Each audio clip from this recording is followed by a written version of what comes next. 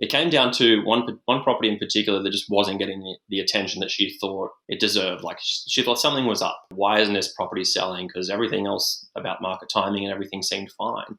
The comp data suggested the price was right. Why isn't she not getting the offers? Why isn't she getting, that engagement, that commitment? And so she thought, well, let's float the idea with the sellers and, I'll give it a shot. We've tested the market. We haven't gotten the response. Let's see how it goes. And we crushed it. And then we did it again and again and again. Welcome to Rethink Real Estate. My name is Ben Brady, and this is a real estate podcast aimed to deliver sales strategies, marketing tips, and business insights from industry experts and myself to build a listing-focused business for the future. Let's get into it.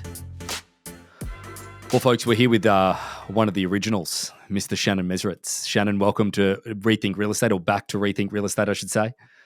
Thanks, mate. Yeah, one of the OGs. Do you know, it's funny, actually, I was looking at it the other day on the historical trend for the 100 episodes that we did on season 1. You were the very first episode for Rethink Real Estate. Did you know that? I did not know that, no. It would have been you and Jason. No. You're the very first, I remember, because you'd only just moved to Oregon at the time to launch the auction platform up there.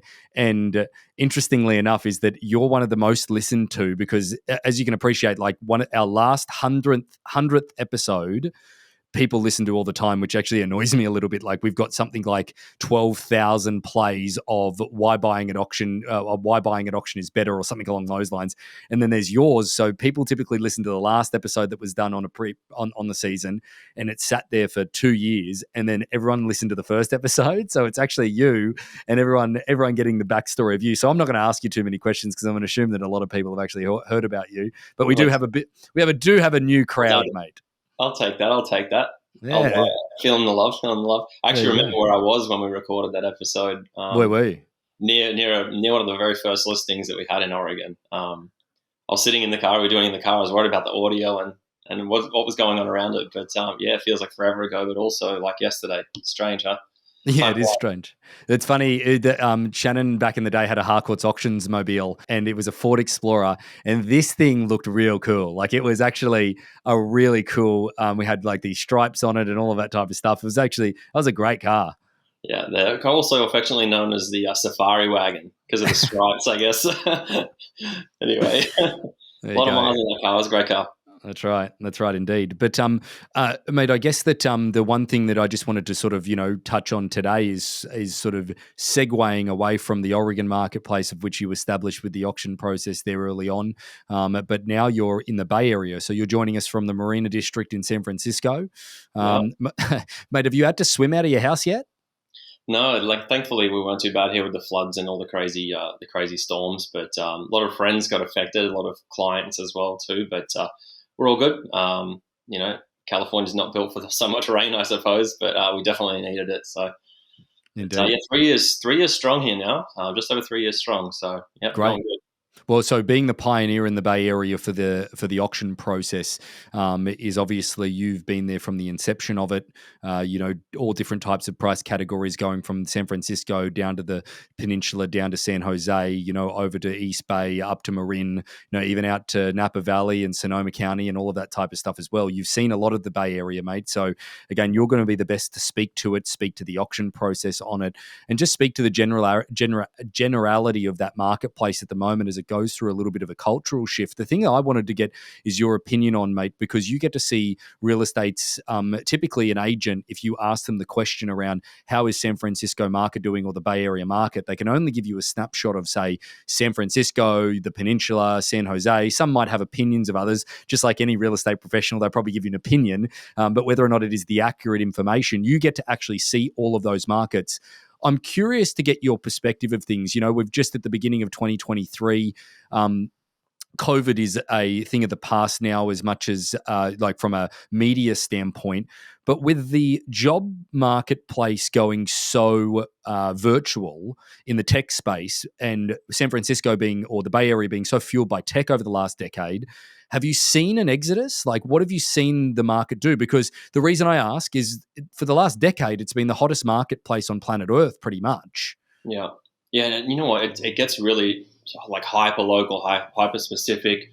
depending on what area of the Bay we're talking about and what types of properties we're talking about. But SF in general, I feel like it's gotten a lot quieter. I made a bunch of friends here in the first couple of years, and a ton of them have moved out. They're all over the states. They've gone interstate. A lot of them have gone remote work. Like one of my buddies that was here for the long term has just moved to Hawaii.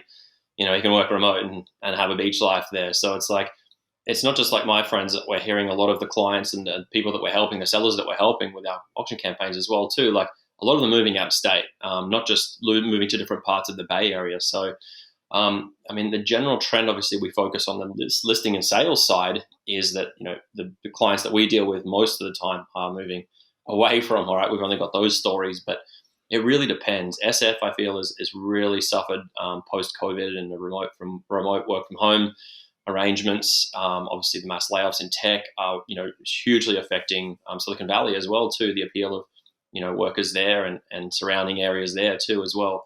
Single family homes, still getting a lot of the interest. We're still seeing tons of buyers out there, but the commitment factor is just like on the floor.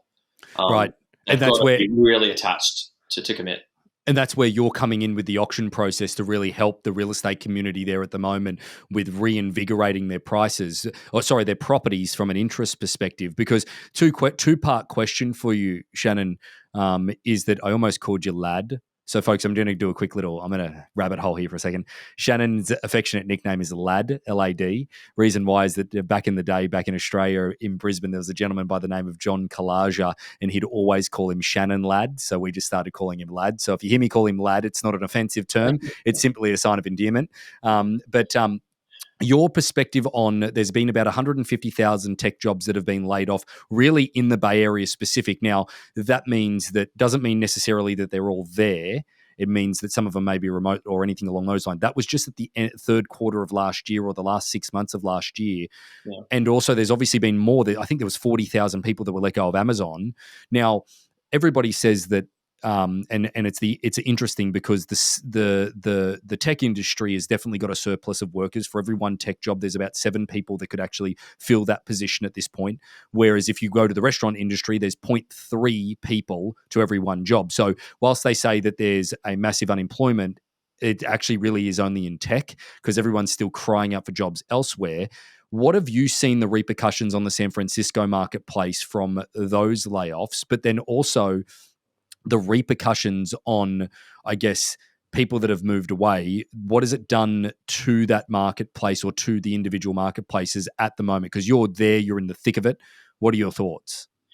It's kind of a mixed bag depending on demographics, honestly. I think a lot of the younger people that once upon a time or in pre-COVID would have been trying to get into apartment life here, buying their first apartments or their stepping stone properties, investing into something that they're going to, eventually sell at some point when they look to settle down and move out of the city. A lot of that's just not happening anymore. We have a huge surplus of small apartments, small condos, shall I say, single bedders, studios, all that stuff is just sitting really, really tight. And not a lot of it's moving, high inventory in that regard. Some of the more, family style condos are still seeing good throughput. They're just taking a lot longer. For example, I've got friends that have properties outside of the city. They're renting those out and moving into the city to rent because the rents are cheaper here in the city.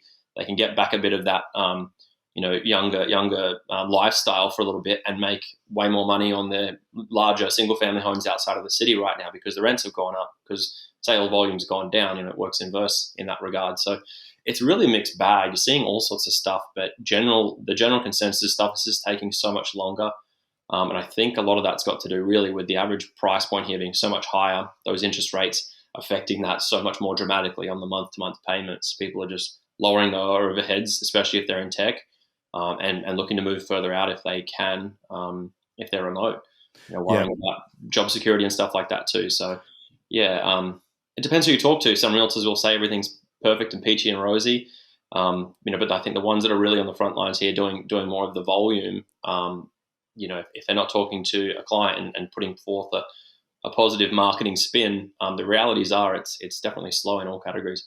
So as we change gears and we move more towards the agency side of the business versus the actual general market position at this point, is that, Shannon, I'm sure that there's got to be some sticker shock out there at the moment from realtors, and I'll say it because you've got to obviously be loyal to the people that you're up there on the front lines with. But let's be honest, is the last 10 years of the Bay Area, maybe even longer, maybe the last 15 years, is the surge of technology stuff has come through Silicon Valley with venture capital, with startups, with all of the technology business that there is now. Obviously, that's dissipated to other parts of the company, but I'd like to think that, San Francisco, or the Bay Area, I should say, certainly the peninsula, is the foreground for technology with inside not only North America, but quite possibly the world.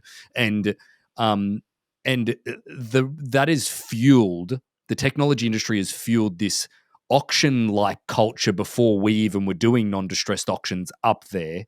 Now things have changed. It's a traditional real estate marketplace. And we're seeing some real trip-ups from the agents that have never dealt in a marketplace that has been normalized. And their normalized is multiple offer situations, all cash offers, like things that real estate personnel or real estate agents in other parts of the country would salivate over. Yeah. That's been their normal marketplace for the last 10, 15, 20 years. It's a different world there at the moment. What are you seeing as an industry perspective, mate? Because you get to see all brands, all agents, all markets. What are you seeing there from a denial perspective, or what are you seeing? Yeah, and I mean, first and foremost, like there's a lot of great agents here. We get to work with a lot of great agents. I think the biggest thing, the hang up that we have, is that a lot of agents, like you said, that have been in the industry less than 15, 12 years or so, or even 10 years, post the financial crisis, haven't had to deal with a slowing or corrected market. They're just so used to this offers over asking situation. As you said, it's almost like a mock auction. It's like a non-transparent auction. It's like if you get a listing, you're getting paid. You're going to sell it. There's going to be multiple offers over asking. You're going to submit all the offers to your seller and have them pick one. Or sometimes it'll multi-counter and get the cream on top or whatever. But that's the easiest thing you can ever do in real estate. All the work is the preparation and so putting it on MLS, and then there's a cakewalk from thereafter for the most part. If you're getting a listing, you're selling it. If you've got a buyer that wants to buy, you're making money. Now all the work is so much harder. You've got to use a process of price discovery and seller education to actually get an understanding of, well, what is market value right now? Because screw all the comps. All the comps of sales properties are 30 days ago. The market's shifted so rapidly. Like in the in December in SF, prices went down another 5% just in December.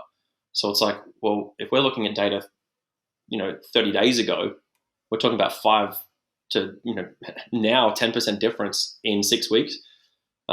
It's really hard to stay in front of the trend and what that data suggests. So auction is becoming a really obvious option for sellers, more so just to sidestep the price hurdle, because a lot of them don't want to get the price wrong. They want to be able to move. They want to know that they've gotten the highest price in the marketplace, but they don't want to sit on the market for an extended period of time, because the longer they're on, the more properties come onto inventory, and everyone starts, people are getting a little bit more motivated than the other. Someone does a price reduction, everyone follows suit. And then we're chasing the market down in certain pockets where it's just lack of a bit of terminology, it's starting to become a bloodbath in some of these areas where there's just so much inventory and nothing's moving. Did you remember? Do you remember, mate, when we first went there? I remember the conversations. I still remember the look on an agent's face that will remain nameless when I sat in front of them. And they're like, "Well, we already get the highest prices for properties in multiple offer situations." I'm like, "Well, how do you know you didn't undersell it?" Well, what do you mean? Well, what do you mean we had multiple offers? I'm like, well, multiple offers isn't the catalyst to whether or not you got the most amount of money. Was that buyer in competition? Yes, they were in competition. Great. Did the buyer that was the underbidder or the under offer, did they get a chance to know what that other offer is and have a chance to pay more? No. Yeah. Well, I'm pretty sure they would have if they were given the chance to. And like, they just looked at me like, you're wrong. No, you're wrong. We get the highest prices because we get multiple offers. Yeah. And it's like, and again, like, I'm never going to judge an agent. They don't know what they don't know. Like, at the end of the day, they haven't been brought through the auction process. They haven't seen the success of it. They didn't know that it was available, all those different things. So their belief is as deep-seated as ours is in the auction process. Yeah. So you've got to give props to them in that perspective. But Also the nature of most people that are successful realtors, they're not exactly overly open to something new. Yeah. but that DK says it best. Like, I remember I chased her for nearly 2 years before we got an opportunity to work with her. Sorry, who was that, mate? Diana Cole. Oh, Diana Cole. All right. Yeah. So, I chased her for nearly 2 years before she gave me the opportunity, like, for example, and, the mentality was, and we laugh about it now to these days, she'll say something like, what are you going to teach me, foreign kid? Like, I've been in real estate 25 years. Like, I know my recipe. Why am I going to change the recipe? Like, what I do works. And, now her mentality is that, like, I don't want to do it any other way. Like, can I ask, mate? Diana's probably a great, because she's one of our auction pioneers up there, and she does a wonderful job for all of us, representing the process. And she's certainly probably one of your best auction agents in that marketplace now. Yeah. Is that she's been doing it, like you said, 25 years and a pretty predominant force there. What was the moment she gave you a chance? Was it because what was the moment that she's like, fine, I'll give this a try? Yeah. What was that? I think it was more persistence than anything, and just getting in front of her. But it came down to one property in particular that just wasn't getting the attention that she thought it deserved. Like, she thought something was up. Why isn't this property selling? Because everything else about market timing and everything seemed fine. The comp data suggested the price was right. Why isn't she not getting the offers? Why isn't she getting, that engagement, that commitment? And so she thought, well, let's float the idea with the sellers, and, I'll give it a shot. We've tested the market. We haven't gotten the response. Let's see how it goes. And we crushed it. And then we did it again and again and again. But it literally took, getting in front of her to sort of explain how it works and why it works. And I think, kudos to her for being open about it.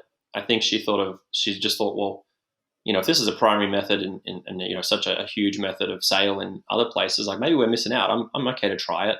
But it took that persistence, and I could talk about agent hesitance all day, Well, can we dive into that a little bit, because you've actually been somebody that's been a pretty loud voice within the Harcourts Auctions team around the fact that we probably don't do enough training or speak enough about how agents can bring it to their sellers. Now, one of the biggest challenges that we see when agents don't mention auction in the first degree of listing that property, they feel very uncomfortable going back to that seller and asking them, hey, would you consider doing auction? Because they feel like the sellers are going to judge them or going to say something or going to be like, well, why didn't you present me this process in the first degree? Why is it, Shannon, that we will sit in front of a seller and 9 times out of 10, once we explain the logic of auction, they'll say yes. But when we do it to an agent, they'll try and protect the listing more? Like, do you think it's because of they don't know how to provoke that conversation? I think it's a couple of things. Like, going back to Diana's like thing about, like, why would I change the recipe if it works? They're not used to doing anything different, Ben. That's the thing. And that's not to say, like you said, it's not an agent problem. It's just like anything. You learn to do something a certain way, and that's just the way you do it for the rest of your life. There are a lot of agents out there that claim to be innovative and ahead of the curve and always learning and always looking at different things, especially here in the Bay where it's so tech savvy, and we're ahead of everywhere else in the world with the greatest tech platform. Yet they won't employ something like that's been around forever, auction. They'll almost deny the opportunity of learning about it because they're so set in their ways. I think it comes down to a multitude of factors. Yes, they got their own recipe that it's worked previously. They'll just keep doing it. Path of least resistance, right? Not a lot of people, want to learn and change and grow and do different things. That's human nature for a lot of people. But I think there's a pride factor in there as well. Like, I don't need help. I know what I'm doing. I don't need anyone else to show me, that, I'm not doing enough, or I'm not getting it done. I think there's an element there that really saddens me that, a lot of the opportunity that we have as a business here as well too, the decision is made before the sellers by the agent. The sellers don't even know it's there. So when we do get to a point of, those agents saying, yeah, let's give it a shot because we've been on the market for 30, 60, 90 days and hasn't sold, we haven't got offers, we're not getting people through the front door, we need to shift gears. And if the sellers don't want to do a drastic price reduction or reduce their expectations, let's try a different process to provoke a different result. Yeah. Like you said, took the words right out of my mouth. I've had multiple sellers here in the last 4 or 5 months even say, why didn't we just do this from the start? Yeah. Because they didn't know it was an option. Yeah. and the agents are kind of like, oh, It's kind of on. It's actually, if you looked at it and you turned the tables around and you reflected on the mirror, it's actually kind of our fault that we're not getting the word out there enough so that people know the option. So, as you still strive in your local marketplace to be somebody that is a resource for the agent community, the reality is that you can't blame agents not knowing what they didn't know. But that said, is that it's funny that typically we're brought into a situation where it might already be too late. There might have already been money lost because of the traditional method of reducing a price point or staying on the market too long. It's really comes down to like 100% of the time right now. Yeah, that's right. That's right. So mate, if we were going to role play this, I don't mind doing a bit of role play with you because you are doing this so often. If I'm an agent and you're going to coach me through how to bring this up with my sellers. I've got a listing. It's been on the marketplace 30, 45 days. It's getting to the end of its tether where the sellers are starting to, not be curious about the market. They're starting to blame me for the marketplace. And I need to come up with something, whether it's a price reduction or whether it's actually something from a different approach. And you've called me and I've gone, hey, Shannon, look, I don't know about this property. These sellers are pretty difficult. Well, how would I bring it up with them? What would you be telling me? Yeah. I mean, the easiest way to do it is talk about it from the start because you're giving yourself a layup at the listing presentation for if it doesn't go right in a traditional sense, right? That's the way easiest path. But if you're getting to a point you haven't talked to the seller about it previously, when you're getting to that point, I think the best way to do it, in my opinion and my experience here, is approaching like the average days on market. Go back and do some of the comps, look at the highest price properties per square foot that sold in that area and see what the average days on market for those top 5 sales were, at least in relative history, because it's got to make sense, right, and be relevant. But I think it gives you a point of conversation to suggest, well, the properties that sold for the best prices and the best price per square foot in this area only took X, Y, or Z days. We're now past that period. I'm worried if we continue on the path that we're going here, things are only going to get worse. We're going to lose more leverage, lose even more momentum. We really need to switch gears. So we make it about market timing more than anything. And so it's a point to bring up the conversation around, what do we need to do? That's either a price reduction and generally a significant one. I like to do this like comparative, market study or active market study, see what properties are on the market, how many days on market they've got. You can see like the view and save rate on Zillow, stack them up against each other. You can do this exercise that shows whether you're gaining or losing traction and how you actually stack up against some of these listings you're competing with, and you can use that as a data point for some of those. So be more specific about that, mate. Because what how do you do that study? Because you're 100% right. A property is never on the marketplace in isolation. It's always on the marketplace in competition with anything else that's around it. It's a supply and demand issue. And that marketplace can change within a matter of seconds when another listing comes on the market that is your competition. So how do you look at it? Yeah, I mean, and all the tools are available there. It's all public information on like Zillow, right? You can look at the view rate and the save rate over the last 30 days. All that stuff's easy to get and put into a spreadsheet. So you would go to each individual listing. So you would go into each individual listing and have a look at the save rates. You would have a look at the hit rates and look at what's getting more eyeballs, more saves on Zillow. And then you just put it into just a little bit of a spreadsheet. This is what you do in your presentation. You go, hey, guys, look, you're clearly losing traction in comparison to other things. Yeah, I'll use this exercise as like supportive information to the argument, especially if you've got a really savvy seller that's like, I need the data and, I need the proof. These are tools that you can use to help justify, hey, what is happening right now and how things are going. Yeah. Not working. This is not a good trend that we're heading down. Simple stuff like that. That's just a tool, but I think that just helps support the argument of, hey, what we're doing is not working here. And time and no news is not good news. We're losing traction, losing momentum. It's not trending in the right direction in order to get you guys the most money in the shortest amount of time. Yeah. Especially with the way that things are trending in the economy. If you guys are still like, let's reassess your why and your goals and where you want to be. How do we keep you on that path here? Because staying on the market's not getting you towards your goals. We need to get you sold. So how are we going to do that? Price reduction right now is all we can change, really. If you've got great staging and photos, the property presents well, it's in a desirable area, well, it's 100% price. How do we attack the price gap of seller expectations versus what the market is telling us? Drastic price reduction, and what happens if you don't get the engagement? Do another one. We're just flipping the script, setting the baseline, and allowing becomes a slippery slope then at that point. Yeah. Yeah, in getting back to the question at core is how do you have that conversation about switching gears? Look at the average days on market for the properties that have sold for the highest price. Every seller wants the highest price. It's a common trend, right? No one wants to undersell their property. So if we look at how and why those properties sold for the highest amounts of money, how do we replicate that? Is it price? Is it strategy? If we tick all the boxes with everything else, it's always price. Yeah. Let's look at a strategy that's going to shift that. That's got to be a price reduction, or of course, change the strategy.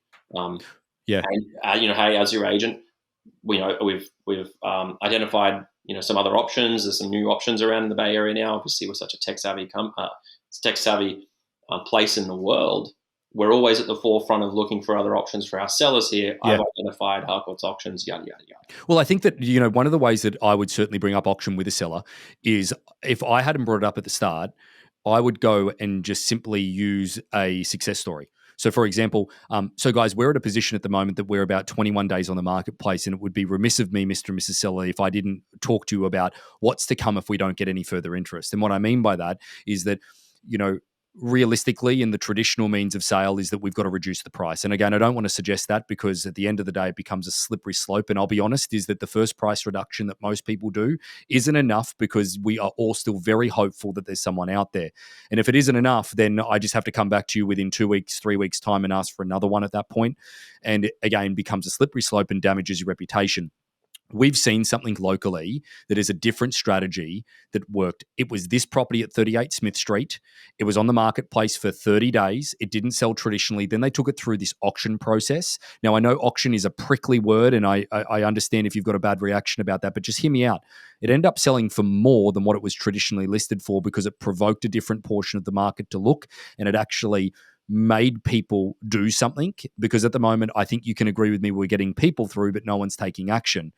That's kind of how I would actually go about it. Use I'm sorry I didn't bring up with you before, but here's an example that has provoked me bringing this up with you that was a really successful way of doing so. I think that there's definitely, Shannon, you've got a very more methodical and logical approach. I'm a bull in a china shop, as you know, is that I'm going in there and going, look at this result. I'm sorry that I didn't offer it to you in the beginning. Actually fall on your sword, and say, sorry, I didn't offer it to you in the beginning. I just really ultimately wasn't aware of it until this result came through. And this is a tremendous result. And I'd hate to think that we would have to worry about others doing this before you do it. Because in a marketplace like we're in at the moment, Shannon, you'd agree with me, and maybe you might tell me it's different in the Bay Area, but the reality is at the moment in a market, it means that a seller that sells now sets the precedent for the others. So what I mean by that is that let's say that I want $1 million for my home, and it's probably worth $1 million. However, the other properties that are on the market, all someone has to do is accept $950,000 because their circumstances dictate that they have to. And all of a sudden, the new comparable is 950. Yeah. And because I didn't take that action first, so the first people out of this type of marketplace are the people that leave with the most amount of money. Yeah. And I train on this stuff all the time. It's just like, do you want to be the first sale or the last sale? Because if the market's not gone in the hot trend or increasing, positive trend, you want to be the first. It's like, because you don't know the motivations of any other sellers, you don't know their circumstances. Are they going to get the opportunity to move on because a lot more sellers are leaving the Bay Area? What do they care about the comparable prices? They're taking the money and running, moving on to maybe other areas that are much more affordable. So we're seeing a lot more of those motivations. It's quite interesting. We're seeing a lot more seller incentives and things like that too. Like that shows the motivation for some sellers out there that can't even get those opportunities to sell. Some of them are so desperate. They're doing price reductions after price reductions, or offering like 3% on the buyer's side now to try and incentivize people, which I think is bizarre. I don't think that's ever been the case ever in the Bay Area. Really, is buyer side incentive. So it obviously speaks to the market, which leads to another question. Yeah. Leads to another question, mate, that I'm very curious about. Sorry to interrupt the podcast, but wanted to ask a quick favor. If you're seeing any value in what we're providing, we'd love it if you could like, follow, or subscribe, whether you're listening on a podcast or watching us on YouTube. One step further is that if you can think of anybody in your community that this episode could help, we'd love it if you could share it to them so we could cast our message further and broaden our audience. Thanks again. the nature of the Bay Area market, for those that aren't fully familiar with it, is that they run the closest to our non-distressed auction process than any other place in the country. So one of the things that we do is all the disclosures, all the reports and everything like that up front. We obviously set a date on when something is going to be sold. They do offer date side of things. But also we do a bidding to start from price that's drastically lower, and a lot more lower than what they would typically do. But they are used to doing below market value pricing. So essentially the seller wants $1 million, they'll put it on at 950, and knowing that basically the demand will drive it up over that because of cash buyers, there's always multiple offers, everything like that. I'm wondering if people are being caught, for lack of better terminology, with their pants down doing that strategy now because they've known nothing else, Shannon. Yeah, 100%. And that's happening. Generally a lot of agents will do like 5 to 10% below what like comp value suggests. And, the way that we know that that's not playing out in the right way at the moment, when, some markets are swinging 5 to 10% month on month, is you're seeing price increases. So seeing price increases, like goes to the market, it's been on the market for a week, and then you see a price increase. They've tested a below market pricing strategy, and it hasn't played off. Yeah, seeing way more of it. And wow. 3% buyer side incentives, like all of these things are check markers to show that who's got the leverage here. It's the buyers, and you've got plenty of agents educating around, saying, inventory levels are still suggesting it's a seller's market, and sure, by data point it is, but by buyer commitment levels and volume of transactions, it's a buyer's market, 100%. Like buyers have all the leverage right now, so seeing these price increases and seeing buyers side incentives at 3% just gives even more leverage to the buyer side again. I find it bizarre, but you're seeing quite a lot more of it here. And here, well, that's really weird. That's amazing that, like at the end of the day, the non-distressed auction process that we offer, we put a bidding to start from price on the property that is so vastly lower that it becomes a joke. Like it's clearly obvious that that's not the price the property is. Yeah. Whereas if you're toying with a traditional list price, which technically the seller is obligated to accept, if ultimately there is an offer at that price and there's not a better one, okay, is that there is some technicality legally that they could be bound to actually accepting that offer in a traditional sense if it isn't advertised as a non-distressed auction, and all of the stuff that we've obviously perfected over the years in order to make sure that people are selling their property safely. The reality is that if they're toying with that in that marketplace of still put the perception, or maybe they're just oblivious to the fact of what an actual non-seller's market looks like because they haven't seen it for so long, is that that's gambling with people's financial futures. Like I've often spoken about this, Shannon, about the moral hazard that there is in real estate. Like if you don't go take your sellers through an appropriate education process for them to really see the marketplace with their own two eyes, and then they say no to $1 million offer in the first week, and then they end up having to accept $950,000 later, I truly believe that was the agent's fault for not letting the marketplace speak to its own degree. And they'll say and defend themselves that it's the seller's choice and all of that type of stuff. But really, it's our job to be the conduit to the market so that it speaks clearly for them to make a good decision. And I believe the $50,000 that they actually lost is actually the fault of the agent. And imagine if the industry changed and said that, well, that agent was liable for the $50,000, there would be a lot less realtors in the marketplace. But but that's kind of what's kind of happening in the Bay Area with that mentality of thinking that not adapting to market change. If that is the case, I can't believe you're seeing price increases. Yeah. And it's purely, I think it just comes down to education of sellers. The seller's expectations are X, Y, and Z. Maybe the agent's gone in there and said, oh yeah, we'll get that. If we start it here, we're going to get that.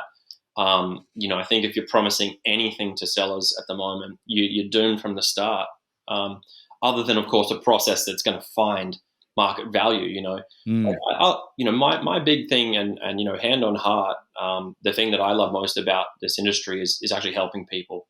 And at the end of the day, and I know a lot of agents say that, but when you think about it, there's really only two outcomes on any sale of the property, right? Sellers want to sell a property for a specific reason.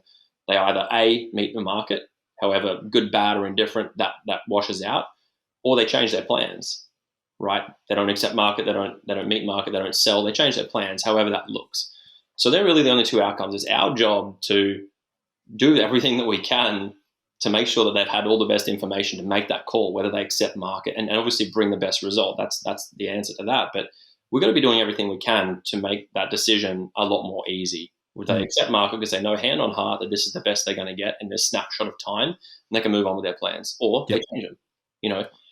If we're promising things that may or may not happen from the start, it's just so hard to get sellers' trust or keep sellers in trusting. And this is why we're working with agents now that are picking up listings that have gone expired from another agent that's maybe promised the world that wasn't able to deliver.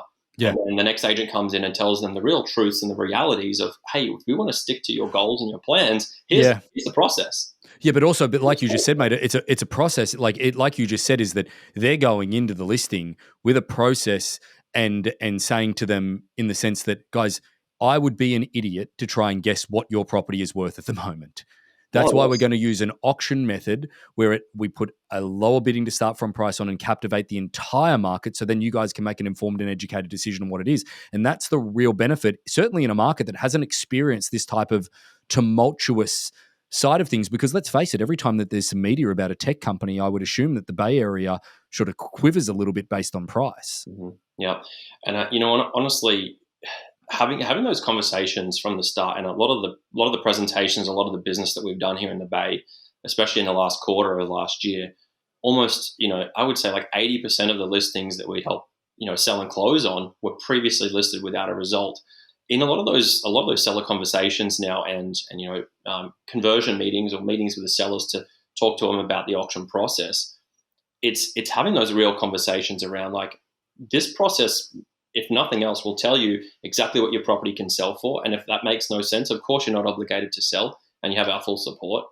But B, if that doesn't make financial sense for you guys to accept the market and change your plans, there's a line in the sand for you.